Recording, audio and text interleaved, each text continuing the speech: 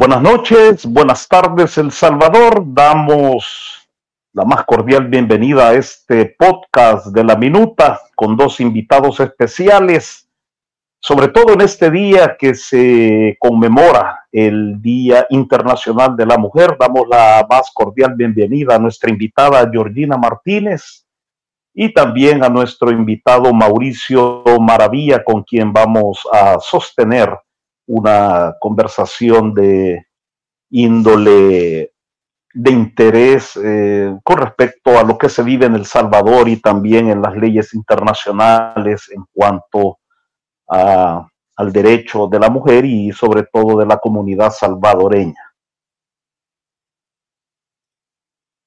Muy bien, les doy la bienvenida. Estamos transmitiendo en la página del Informativo Salvadoreño en Milán, y también en estos momentos estamos tomando el audio para los podcasts de El Emporio Digital en las diferentes plataformas. Les damos la más cordial bienvenida. Tenemos una abogada y un abogado que vamos a conversar. En este día vamos a tener dos jornadas que vamos a hablar acerca de la lucha de las mujeres en este podcast y el podcast del próximo viernes. Así es que yo le doy la bienvenida a Georgina. Muchas gracias. Muchas gracias por aceptar la invitación del Emporio Digital. No, gracias a ustedes por invitarme. Un saludo para todos. Excelente. Mauricio, bienvenido también a nuestras plataformas. Buenas tardes, buenas noches, buenos días, a donde sea que nos vean. Un fuerte abrazo y saludos también a Georgina. Muy bien. Yo diría, Juan Carlos, que podemos iniciar esta conversación acerca de este día importante. Algunos consideran que es una fiesta, otros una conmemoración, otros un día de lucha o la continuación de la lucha de los derechos de las mujeres en nuestras sociedades tan complicadas que tenemos, y bueno, en la salvadoreña, que no se diga. Yo aquí tengo algunas dos que tres preguntas, curiosidades que me gustaría transmitirle a nuestros invitados, pero Juan Carlos, me gustaría que iniciara usted. Bueno, hay una pregunta en específico, sobre todo en este día importante donde se valoriza mucho el trabajo arduo, el desarrollo de la mujer dentro de la sociedad. Georgina tiene un estudio que realizó en el año 2021 y que es importante citarlo en este momento, ya cuando han transcurrido 2 años. Hay un apartado, Georgina, donde usted menciona la participación de la mujer en la vida política, específicamente a través de el ejercicio del poder político en la Asamblea Legislativa. Hemos visto que ese estudio del 2021 hasta la fecha se ha reducido, precisamente cuando tenemos mujeres muy capaces académicamente de poder llevar adelante las riendas de la dirección del país. Georgina, en base a su experiencia, ¿qué ha sucedido en este ambiente? ¿Por qué la participación de la mujer se ve reducida en tiempos donde El Salvador necesita de la visión de una mujer en la política? Bueno, creo que no es únicamente un problema en El Salvador, es un problema en todo el mundo, en todo el planeta. Si usted ve una foto del grupo 8 de los países más potentes cuando se reúnen, casi nunca hay una mujer, y si hay es la representación de una. Entonces es un problema histórico. Esto que estamos hablando ahora mismo es tan sincrónico como anacrónico, es decir, esta conversación la han tenido muchas generaciones, porque el papel de la mujer en las luchas, incluso en las luchas de independencia, incluso en las luchas en donde ha habido conflicto armado, en las guerrillas, el papel de la mujer ha sido siempre invisibilizado, ha sido siempre silenciado. Nunca ha tenido una connotación importante, nunca se ha resaltado. El papel de la mujer siempre ha estado al margen históricamente, cuando en realidad hemos estado siempre muy presentes. Y es porque o sea, todos los espacios de la sociedad están cubiertos por hombres y mujeres. De hecho, cuando un niño viene al mundo, viene gracias a la participación de un hombre y una mujer. Entonces, dicho esto, que es bastante obvio, pero pareciera que no lo es, no es que no exista una capacidad o un interés o una, ¿cómo se dice? Como que si no hubiera gana, como que si no hubiera interés real de participar en política, sino que ha sido en los últimos años un blanco para la prensa, para los medios de comunicación, en general, para como se dice, el ataque en redes sociales. Ha sido un blanco muy fácil. Es decir, tomar a una mujer que osa a participar en política porque quiere ser parte de ese espacio de toma de decisión, como si fuera un escaño que tenemos que ganar, como si no fuera un derecho que adquirimos al nacer, porque cuando nacemos hacemos parte de la sociedad inmediatamente. Es decir, el término de ciudadano y ciudadana no lo vamos adquiriendo con el paso del tiempo, lo adquirimos el día en que nacemos. Entonces, cuando finalmente las mujeres queremos optar por un espacio en la política, el primer lugar en donde hay un obstáculo es precisamente en los partidos políticos, al interno de los partidos políticos. Es el primer, digamos, es la primera barrera que una mujer tiene que superar para poder ser tomada en consideración, como si no se lo mereciera, como si ella no ha trabajado, no ha hecho trabajo de campo, como si no supiera, como si estuviéramos completamente en la sombra de lo que está pasando, cuando es todo lo contrario. En El Salvador, por ejemplo, las mujeres son las principales portadoras de los alimentos, de todas las necesidades básicas que tiene una familia, porque la gran mayoría, lastimosamente, de familias en El Salvador son familias disfuncionales, familias donde hay una complicación de niños que a lo mejor no pertenecen al mismo padre, o hay mucho niño abandonado o niña abandonada, o también hay una separación de las familias porque alguien, un miembro de la familia ha tenido que salir y emigrar. Entonces, la mujer en realidad en El Salvador es la primera en darse cuenta del valor de la canasta básica, de cuánto de las zonas en donde es peligroso o no es peligroso, del horario en el que se puede salir o no se puede salir. Las mujeres son, digamos, como el primer elemento que está en contacto con la sociedad, con el día a día de la sociedad. Y pues además de eso, pues cumplimos con un papel donde el Estado no entra, primero porque hay una escasez increíble de recursos. Entonces, este sería un pilar básico, que es el de los cuidados, que en una familia normalmente es la mujer el que lo asume. ¿Sí? Donde hay un niño pequeño o una persona que tiene alguna discapacidad física o un problema crónico de salud, donde hay un anciano, donde hay una necesidad de cuidar a alguien 24 horas al día, casi siempre, por no decir el 90% o quizás más del tiempo, quien asume ese papel, ese rol de cuidado es y será siempre una mujer. Y es un valor importante porque asume ese rol de cuidado que no viene remunerado. Es decir, esta mujer, además de tomarse la responsabilidad de ser el pilar del cuidado en su casa, también tiene que salir de su casa para poder procurar todo lo necesario para que esta familia pueda subsistir. Entonces, como decía yo, ¿no? El primer obstáculo que pasan las mujeres es al interno de sus partidos políticos. Y ya una vez que una mujer logra hacerse escuchar, hacerse valer, cuando finalmente está en una posición en la que ha habido apoyo dentro de su partido, etcétera, etcétera, hay un ataque feroz y que se ha ido aumentando con el paso de los años.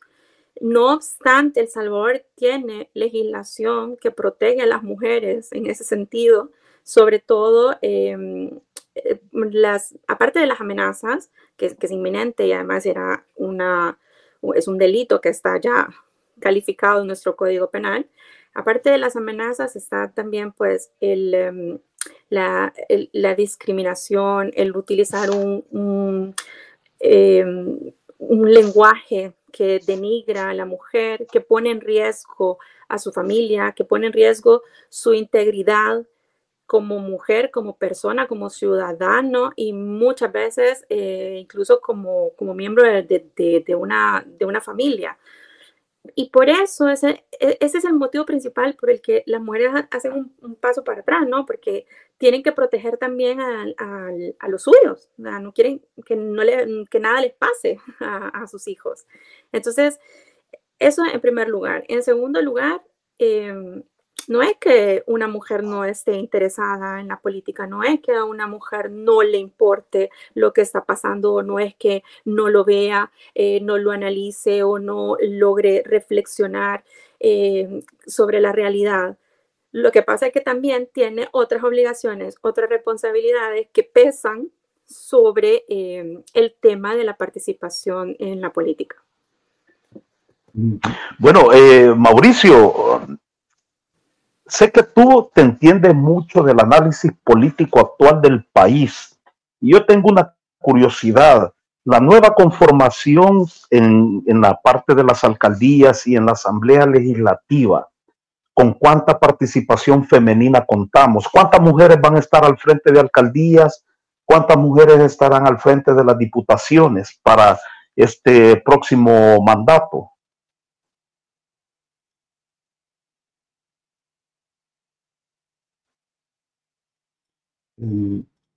El micrófono, por favor. Mauricio. Creo que el micrófono no está activado. Tengo un problema. No sé si ahora se me escucha. Sí, perfecto. Muy bien. Bueno, decía que no estoy al tanto exactamente de cuál es la cuota de participación con números exactos en las diputaciones y en los consejos municipales, pero organizaciones que luchan por los derechos de las mujeres daban cuenta durante la campaña que buena parte de la cuota que la ley exige de participación de las mujeres dentro de cargos de elección popular estaba siendo llenada, por ejemplo, en el caso de diputaciones, con diputaciones suplentes, y que los partidos de esa forma cumplían con un requisito legal, pero a la vez seguían minimizando el papel y la importancia de las mujeres dentro de los partidos políticos, ¿no? Escuchando a Georgina, pensaba justamente que es uno de los grandes problemas que vivimos hoy día en El Salvador. Quizá en cuanto a legislación se haya avanzado bastante, ¿no? Una ley especial para la vida libre de violencia para las mujeres, juzgados especializados que llevan a cabo esto, instituciones que se supone que están encargadas de velar por los derechos de las mujeres, pero en la práctica los avances en materia de derechos son pocos. Más bien se está viendo una regresión en materia de derechos de las mujeres. Además hay discursos estigmatizantes, discursos de odio. Los ataques en redes sociales son más fuertes, más violentos cuando se trata de mujeres en política que de hombres. Ese tipo de comportamiento es lo que estamos viendo hoy día en El Salvador. Es evidente que en el caso salvadoreño tenemos una cultura machista, una cultura patriarcal que hace de los hombres detentadores del poder y que se rehúsan a permitir la participación de mujeres en más círculos de toma de decisiones. Es un problema que Georgina lo ha retratado bien y que lamentablemente en el país no estamos dándole respuestas a estas exigencias de derechos. No estamos conscientes, de hecho, de esto también. Recientemente veíamos una fotografía que escandalizaba a muchos gremios de mujeres porque el vicepresidente, el jefe de fracción del partido oficial y un grupo de pastores evangélicos estaban discutiendo sobre algunos temas y las preguntas en las redes sociales eran, o sea que un grupo de hombres decide sobre los derechos de las mujeres. Bueno, eso es lo que está pasando hoy día en El Salvador. Muy bien. Georgina, en el caso, Georgina, lo que hemos visto en noticias la semana anterior, todas estas restricciones a la igualdad de género, es preocupante, es alarmante, es interrogante. ¿Cuál debería de ser nuestra posición con respecto a esa limitante que el gobierno promueve en el lenguaje inclusivo? A ver, el tema del lenguaje inclusivo, si bien es cierto que la Real Academia de la Lengua Española ha dicho que no es necesario porque se carga mucho la frase, la palabra o lo que sea, es verdad, pero técnicamente, pero una cosa es cierta y es muy importante. En este idioma y en cualquier idioma del mundo, las cosas existen o sabemos que existen y los niños aprenden las palabras porque las escuchan, porque las repetimos. Si nosotros dejamos de llamar a la diputada, a la presidenta, a la abogada, a la maestra, es como si poco a poco vamos perdiendo, es lo que decía Mauricio, estamos dando pasos hacia atrás en materia de, no solamente en materia de igualdad, en materia de inclusión. Y yo creo que esta cuestión de lo que está pasando ahora mismo en El Salvador, de que hablan de, ¿cómo es que le llaman a la cuestión de los derechos LGTB en El Salvador? Ideología de género, me parece que lo llaman. Es en realidad una desinformación, porque no existe una línea que describa a los derechos humanos como eso, derechos humanos.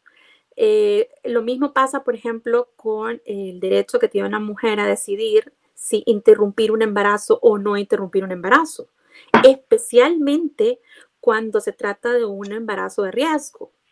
Y cuando hay un ataque, son como pequeños momentos en los que los temas salen, ¿no? Como si hay pequeños momentos en los que esos temas pareciera que tienen un auge o tienen una moda, por ponerle algún adjetivo o un nombre.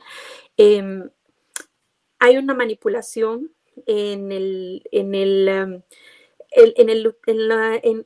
uso del lenguaje, hay una manipulación en las creencias, hay una manipulación también en cómo se transmite lo que en realidad se le está solicitando al legislador. O sea, al legislador no se le está solicitando que se abran centros comerciales para que se hagan colas y la gente pueda ir a abortar cuando quiera. Entonces, cuando cuando hay como esta explosión de opinión y todo el mundo dice lo que piensa, etcétera, etcétera, el problema en El Salvador y también en muchísimos países del mundo es el no informar a las personas, el no utilizar el nombre correcto que tienen las cosas, el no educarnos en cuestión de derechos humanos desde que somos niños. Hoy, por ejemplo, estuve en una charla súper interesante sobre el tema que decían, pero ¿cuándo podemos comenzar a hablar sobre la prevención de la violencia de género? Aquí en Italia hay dos casos muy importantes y me tocan mucho porque se llaman Giulia, las dos víctimas de violencia de género, y ahora mismo la casación está por decidir qué va a pasar. En los dos casos llaman mucho la atención porque creo que me estoy saliendo un poco del tema, pero tengo un punto, ya llego. En los dos casos, el sujeto maltratador no maltrataba físicamente a ninguna de las dos de sus víctimas. Había maltrato psicológico, verbal, había celos, etcétera, etcétera, pero ninguno la golpeó o las golpeó. Pero un día aparecieron muertas. Entonces, la pregunta que surge es, Pero ¿en qué momento? O sea, ¿cuándo es que hay que hablarle a una persona sobre estos temas? Y la respuesta es muy simple. La respuesta es desde que somos niños.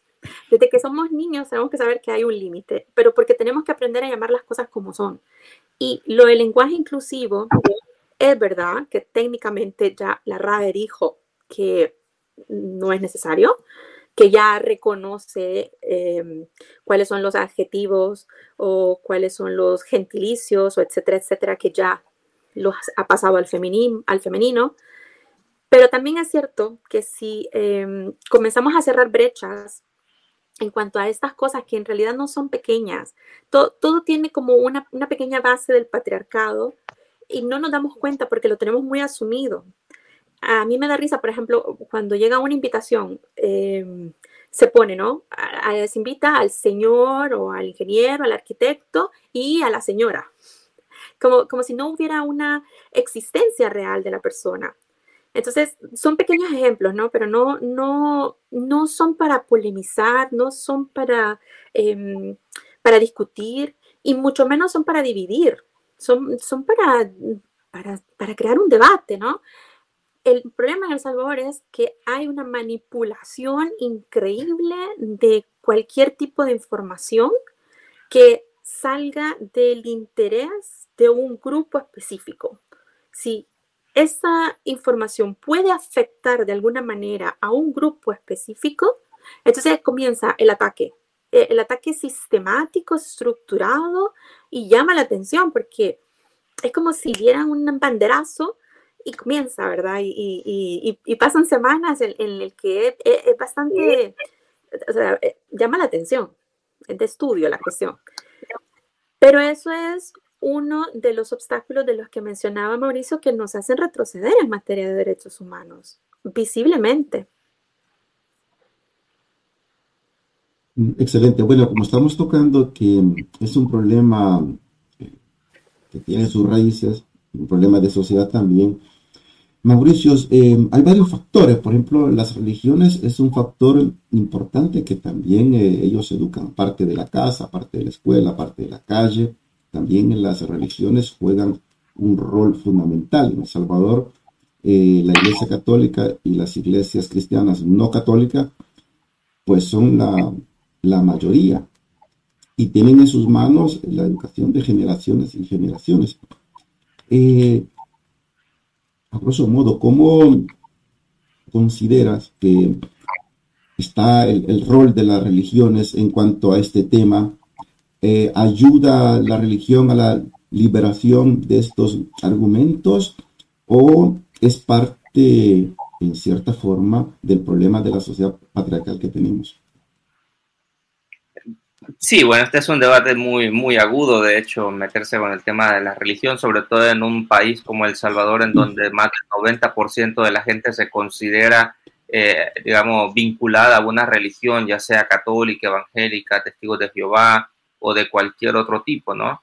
Es decir, es una sociedad que convive con todos estos elementos de discurso religioso, pero que en la práctica también convive con muchos elementos de machismo, elementos culturales de sometimiento a las mujeres, de negarles la participación. Vamos, nos encontramos con todas estas problemáticas, ¿no? Cuando hablamos de estos temas, lo ideal es que se discutan con la mayor amplitud posible, ¿no? Y que en un debate sobre progresividad de derechos estén presentes todas las voces posibles. Eso es lo ideal, pero desde la religión casi siempre la postura es muy cerrada, casi siempre en ese ámbito no hay mucho lugar a un debate abierto, sino que la religión funciona con dogmas, digamos, y a veces también no solo los dogmas religiosos, sino en torno a temas políticos específicos. Entonces hay muchos de estos elementos, ¿no? Yo creo que hay que apuntar, como decía Georgina, a que este tipo de temas se discutan desde los primeros años, que haya diálogo en torno a estos temas, pero es preocupante lo que está pasando ahora con El Salvador porque, habrá gente que podrá estar en contra de lo que hoy se denomina ideología de género y que quiera cuidar, digamos, el círculo familiar en torno a lo que ellos consideran son los valores de su familia, etcétera, etcétera, ¿no? Por un lado, se celebra que el presidente actual venga de Estados Unidos de una convención muy conservadora, se comprometa ya a la salida de un evento y diga que aquí no va a haber ideología de género y nada de estas cosas, pero que a la vez los chiquillos estén como principal juguete en sus casas con un celular en la mano durante muchas horas sin control alguno de los padres sobre lo que están viendo, lo que están jugando, lo que están manipulando, a lo que están teniendo acceso en Internet. Digamos, hay muchas cosas ahí que no corresponden, pues, pero bueno, digamos que también estamos asistiendo a una oleada de discursos antiderechos a nivel mundial, con una agenda sobre todo desde la ultraderecha que reafirma los valores cristianos, que reafirma los valores, reafirma discursivamente, ¿no? Los valores de la familia, etcétera. Entonces, este debate es está muy contaminado, pues, de posturas extremas. Hay poco lugar al diálogo, hay poco lugar a la creación de políticas públicas con expertos que den luces en la materia. Creo que eso es lo que más falta nos está haciendo en El Salvador. La existencia de criterios técnicos en la toma de decisiones, porque las decisiones se toman desde el punto de vista político, de acuerdo al rédito político que puedan generar, más allá de los impactos que las decisiones tengan en la calidad de vida de la gente y en la calidad de vida de grupos específicos como las mujeres, que durante la pandemia quedó retratado que las mujeres eran doblemente víctimas, ¿no? Víctimas del virus como tal, víctimas de las condiciones de las condiciones que imponía la pandemia en el cuidado de adultos mayores, de niños, de sobrecarga de las labores del hogar. Es decir, quedó retratado todo esto, ¿no? Entonces nos encontramos con todos estos elementos a los que muy poco lugar se les da en el debate público, lamentablemente, ¿no? Lamentablemente, siendo que las mujeres son la mayoría, siendo que las mujeres en muchos lugares siguen ganando menos que los hombres por el mismo trabajo, siendo que las mujeres acceden menos a puestos de toma de decisión, aun cuando están más capacitadas y más preparadas. De todos estos problemas los seguimos registrando. Muy bien. Georgina, quería preguntarle, hoy ya podemos hacer, digamos, una comparación en cuanto a la sociedad salvadoreña, que es bastante similar en América Latina, por decirlo así. Pero aquí en Italia, ¿usted cómo analiza la situación siempre de este tema de género? ¿Es una sociedad que está evolucionando, se mantiene conservadora, o estamos volviendo hacia atrás? Ya de todos los años que tiene estar usted aquí, ¿cómo viene observando esta sociedad? Pues, bueno, voy a hablar desde la base de la experiencia. Cuando yo llegué aquí, creo que era el año 2012, yo ya llevaba 4 años estudiando exactamente sobre derechos de la mujer. Y cuando yo vine aquí, para mí fue un shock. Yo estaba en España y para mí, y todavía sigue siéndolo en muchos temas, porque hay una resistencia. Mundialmente, Italia está llena de estereotipos, llena. El país donde se come mejor, donde la mamma italiana es sagrada y lo que ella dice pues se hace.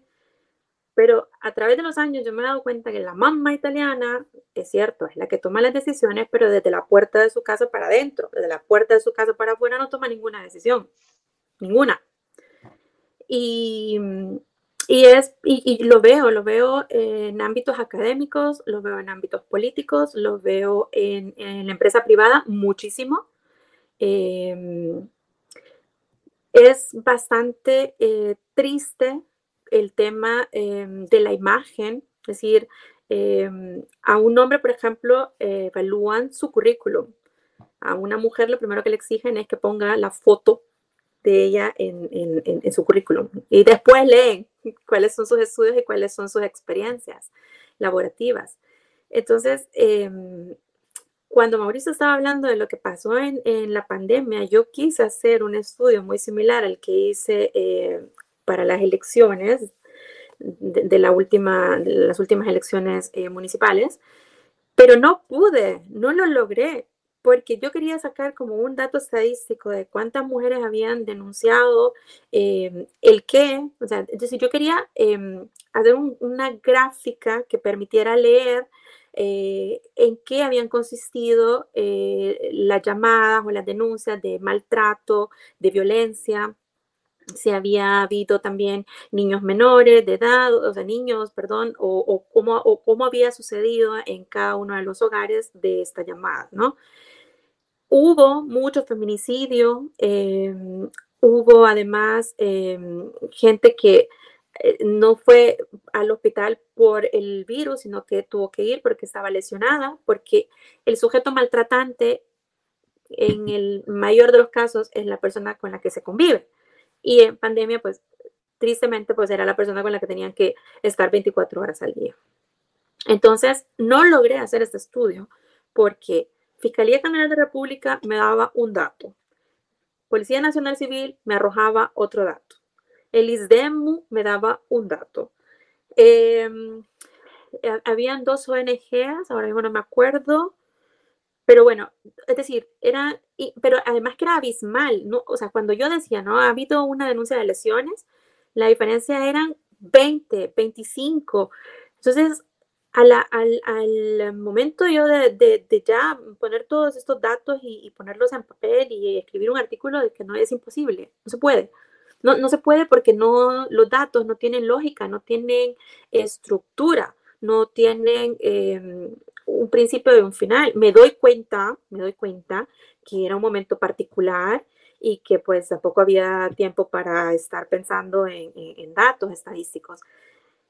Pero una de las conclusiones que pude sacar de ese intento de hacer eso, de ese ejercicio que intenté hacer, es la poca preparación que tiene la persona que recibe la denuncia en El Salvador. Es decir, la persona que está en el puesto de denuncia, ya sea de la PNC o de la Fiscalía o la persona que está de turno, o incluso en muchas ONGs que lo hacen de manera voluntaria, que califican a lo mejor eso que para ellos fue un tentado homicidio, a lo mejor solamente fueron lesiones, o viceversa.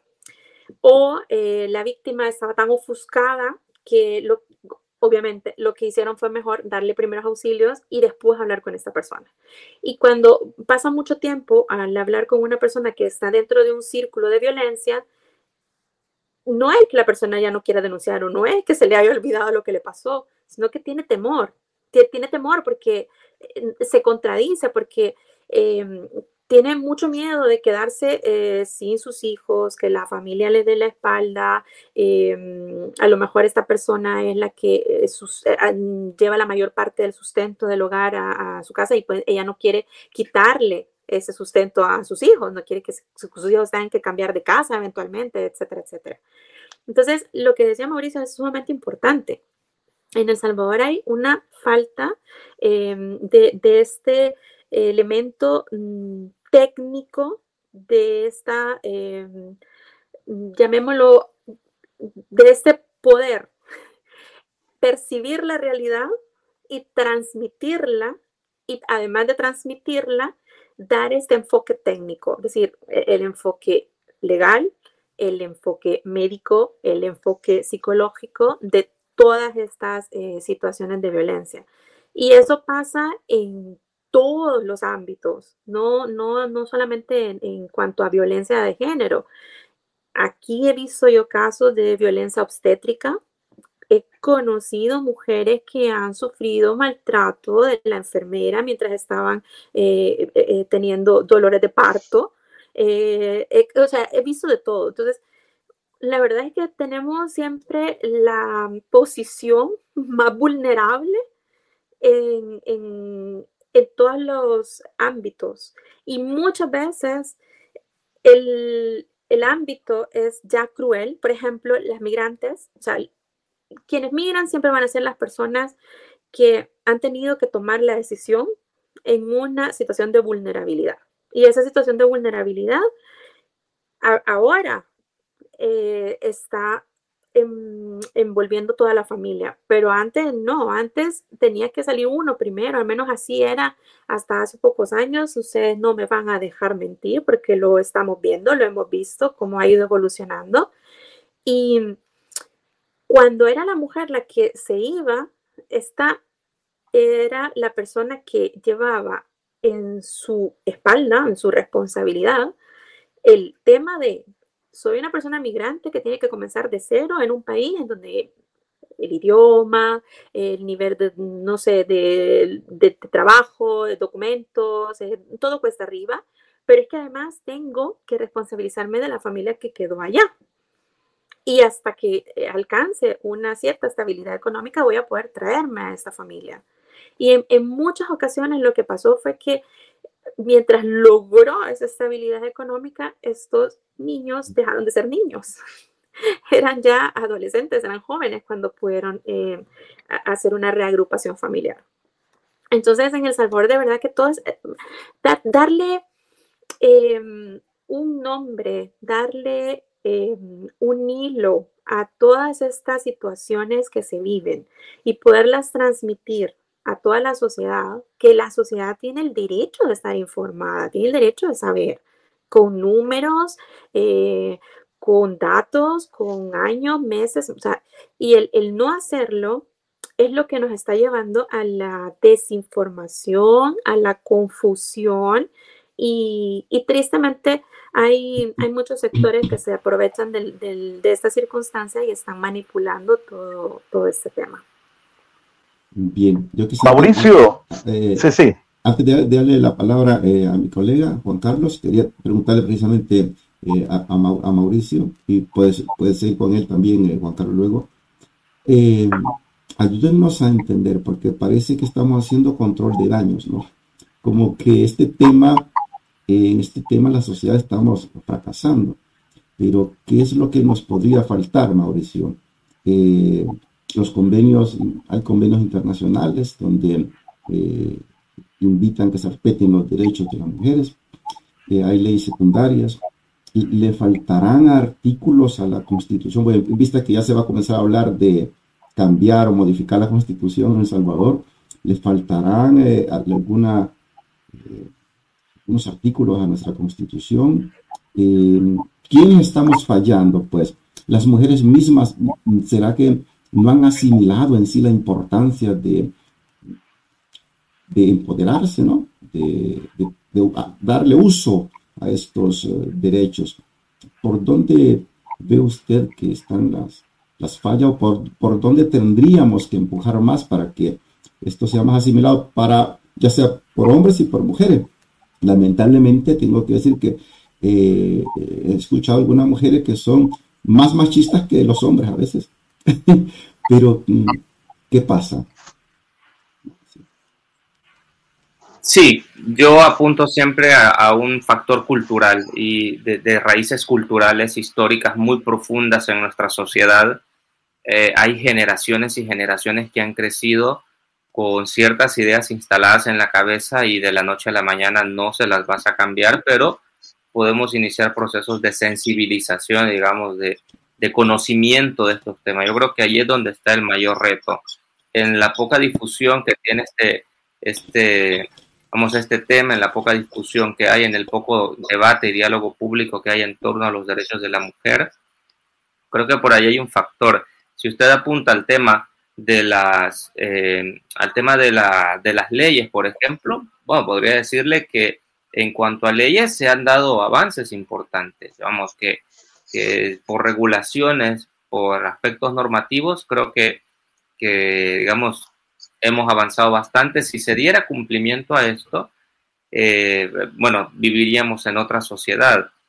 Ahora mismo, como usted apunta, estaremos ya quizá en un par de semanas discutiendo reformas constitucionales. Ojalá que en la participación de un debate público en torno a reformas constitucionales haya muchas y muchas mujeres participando con derecho a voz y voto en la toma de decisiones, porque las mujeres son las que, como decía la economista Julia Evelyn Martínez hace algunas semanas compartiendo en un foro al que nos invitaron a ambos, en este modelo neoliberal que excluye, que margina a la gente, que va haciendo más pobres a los pobres y más ricos a los ricos, quienes van recogiendo los pedazos de esta economía deteriorada, quienes van remendando la ya deteriorada situación económica de las familias son las mujeres, que llevan una doble o triple carga, que después incluso de labores propias de la actividad económica informal en El Salvador tienen que llegar a atender asuntos a la casa, tienen que lidiar con un esposo o compañero machista, imponente. Es decir, las mujeres viven todos estos panoramas, todos estos escenarios. Yo creo que como hombres también, bueno, está bien que debatamos todas estas cosas, pero la incidencia en estos temas debería tenerlo en mayor medida la participación de las mujeres, ¿no? Entonces, apunto de dos cosas, a un aspecto cultural, digamos, de ideas transmitidas de generación en generación, de comportamientos transmitidos de generación en generación, y apunto también al tema educativo, al tema de formación, de sensibilización en estos temas. Ok, Mauricio, esta semana yo he estado viendo una serie de entrevistas después del proceso electoral. He estado viendo que los partidos, algunos partidos llamados de oposición, otros partidos bastante grandes, han tenido resultados adversos. Han habido una serie de entrevistas a lo largo de esta semana donde se habla del llamado de la concentración social, precisamente para generar un bloque de resistencia, un bloque revolucionario. ¿Es necesario? Vamos a tener que llegar a conformarnos como sociedad, ya no como partidos políticos. Vamos a necesitar de mujeres revolucionarias para poder cambiar este panorama político que se viene. Estos 5 años, si es que existen reformas, ¿será que vamos a necesitar una sociedad concentrada, una sociedad que trabaje precisamente para liberar al país? ¿Es así a lo que nos vamos a enfrentar? Bueno, mire, el panorama tal cual está planteado y con la manera autoritaria de ejercer el poder que ya ha demostrado el presidente y su partido político, a lo que nos vamos acercando y cada vez se va recrudeciendo más, el cierre de espacios institucionales para atender las quejas de la sociedad, digamos. En la sociedad se han ido acumulando ciertos factores de demanda. Por ejemplo, en el sector público en los últimos años se ha despedido a cerca de 20,000 personas. Hay cientos de personas a las que se les vulnera sus derechos laborales, etcétera, etcétera, etcétera. Por donde vea, el sector agrícola, por otro lado, no ha tenido respuestas. Hay una serie de demandas en toda la sociedad que se van acumulando y que de alguna forma esto no se ha expresado en calle, porque la gente tiene frente a sí un régimen de excepción que amenaza con encarcelar a cualquiera que se ponga enfrente con acusaciones absurdas a veces. La mentira es política pública hoy en El Salvador y esa mentira puede llevar al encarcelamiento de mucha gente. Entonces hay un proceso de acumulación de demandas sociales que no se están canalizando y que no se están atendiendo por la vía institucional. Y cuando esas demandas no se resuelven, inevitablemente la presión social aumenta y ahí es donde ya uno no sabe cómo va a estallar la cosa, cómo se va a desenvolver el asunto, ¿no?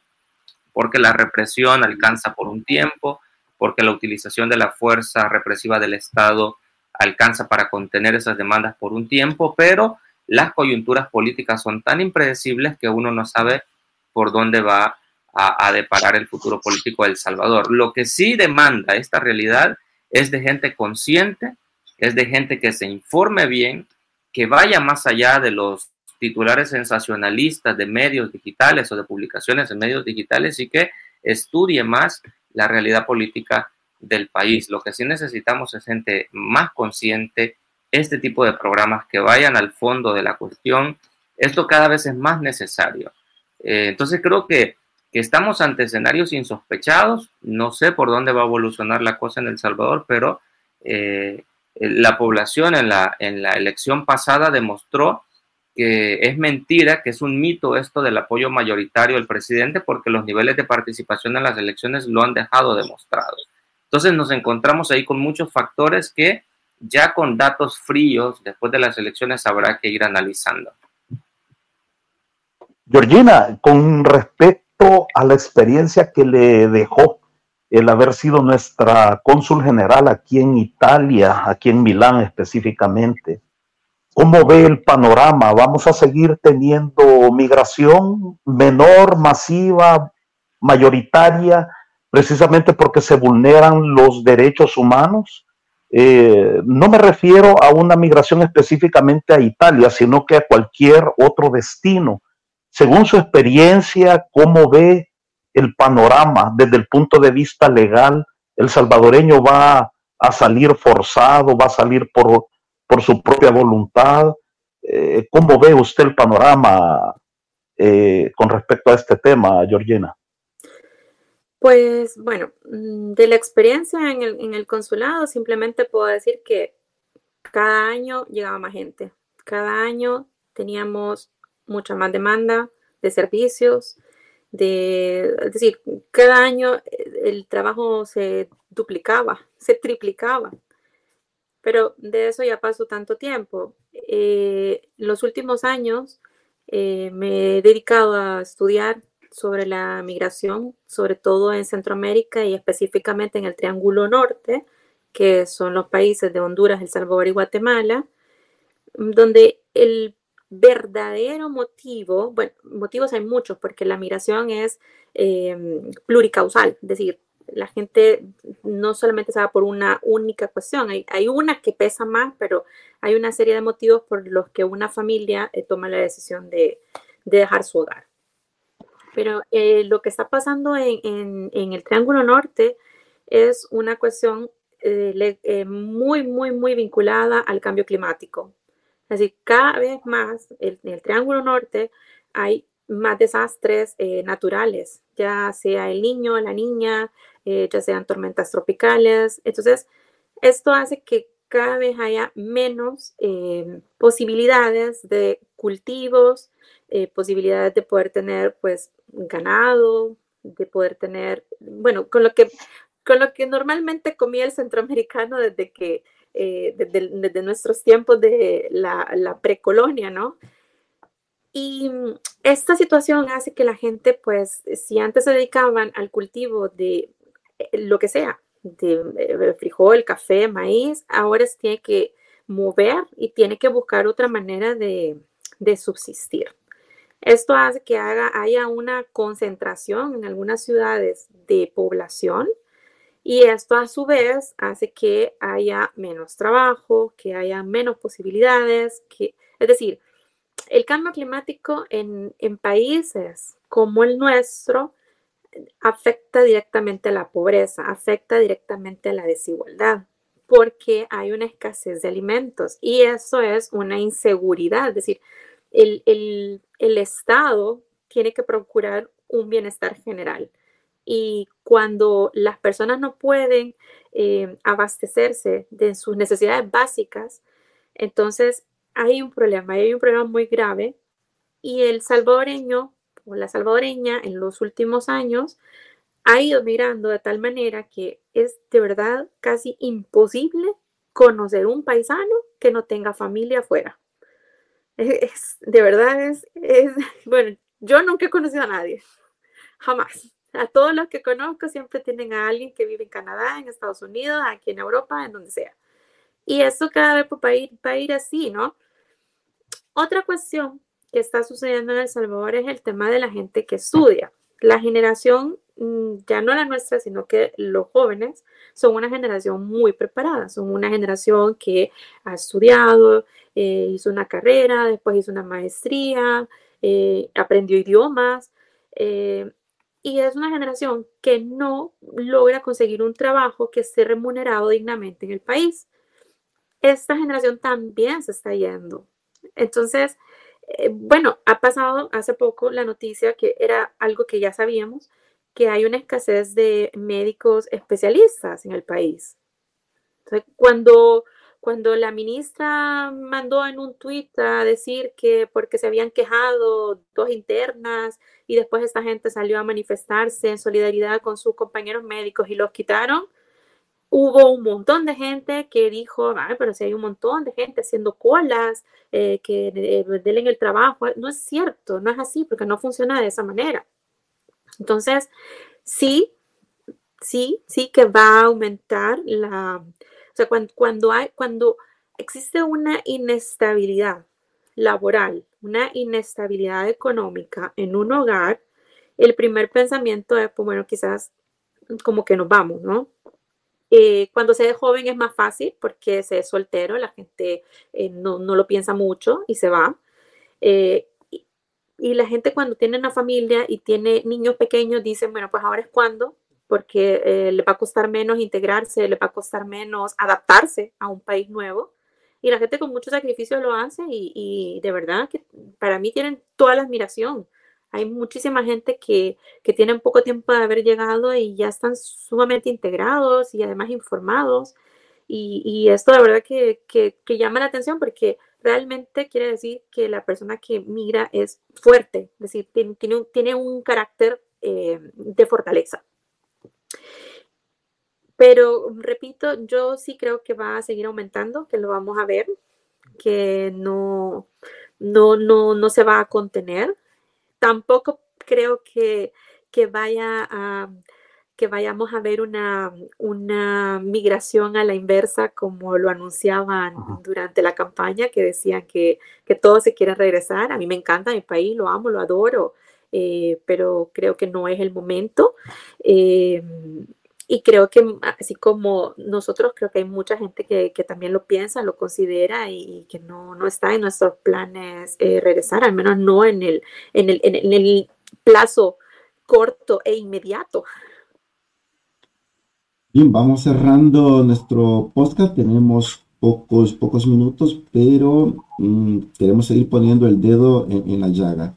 Y el podcast de hoy era las mujeres y la participación en política. Entonces vamos a cerrar con algo así. En las primarias de los partidos vi participación de mujeres, incluso en las candidaturas. No quizás la cantidad o porcentaje que hubiésemos querido, pero habían. Algunos partidos como que en sus estatutos han puesto que debe estar el 35% de las mujeres, ¿no? en las diferentes planillas, a diferentes niveles. No sé en el partido oficialista cómo están sus estatutos en cuanto a la participación de las mujeres. Algunos, bueno, ven de que las mujeres tienen que estar ahí por cuotas, ¿no? Les da un porcentaje y tienen que llenarse ese cupo de mujeres. Y otro considera que tienen que ser a través de la meritocracia. Para los dos, escasos minutos que tenemos, ¿cómo ven este tema? ¿Tienes por cuota o por meritocracia o por ambas cosas a la vez?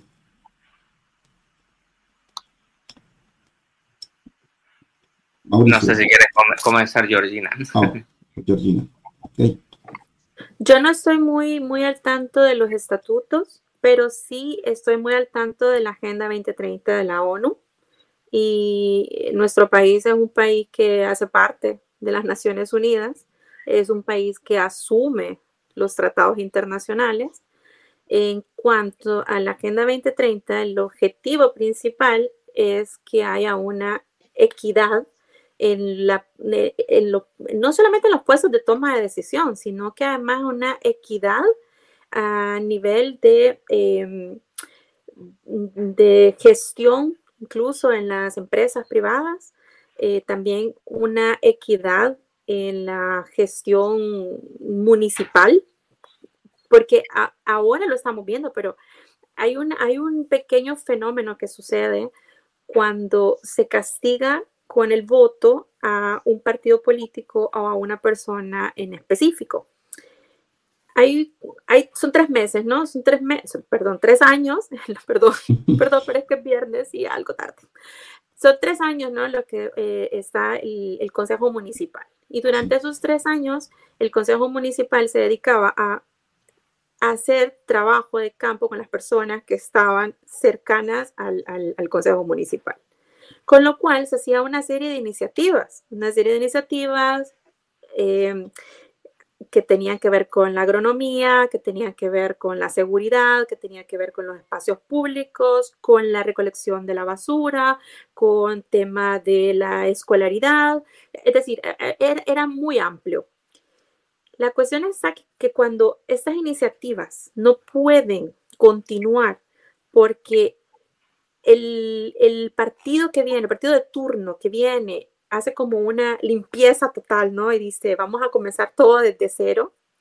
El problema es que 3 años son muy pocos para que el Consejo Municipal logre nuevamente reunirse con todos los sectores del municipio, logre ir a hacer trabajo de campo y ver que la quebrada efectivamente es un peligro. Y entonces, es decir, es bien problemático cuando no existe una información.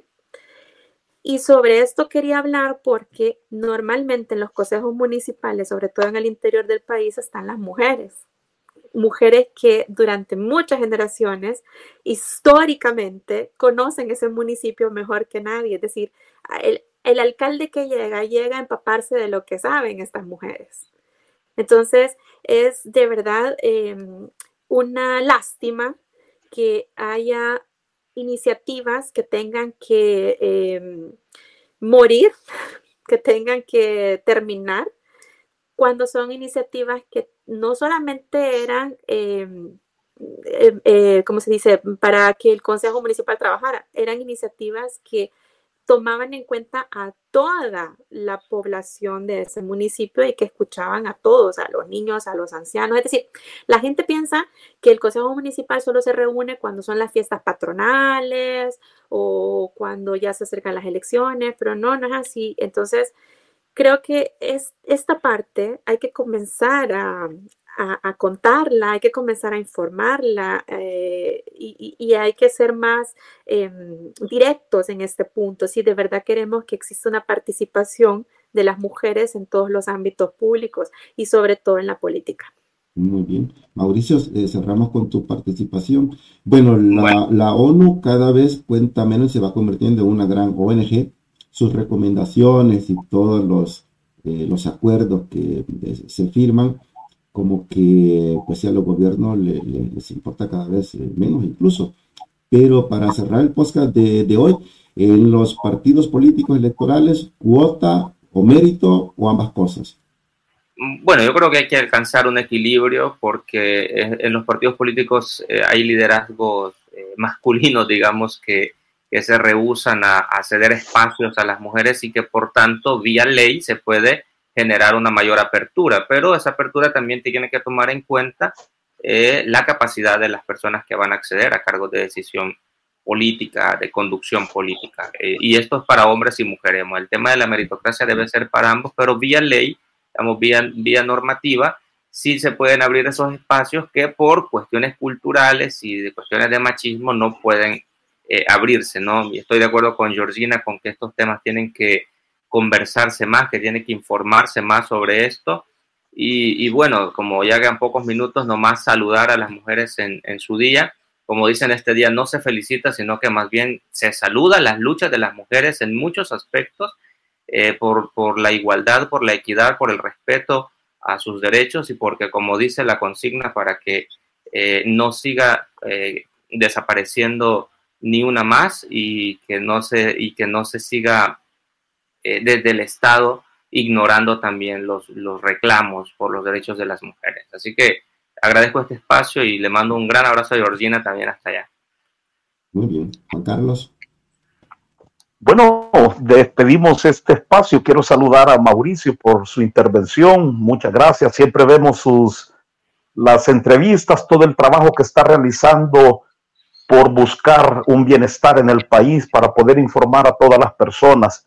Esperamos que en un futuro también nos pueda acompañar y esta es la puerta con la que podemos entrar a Europa y a otros países en el mundo.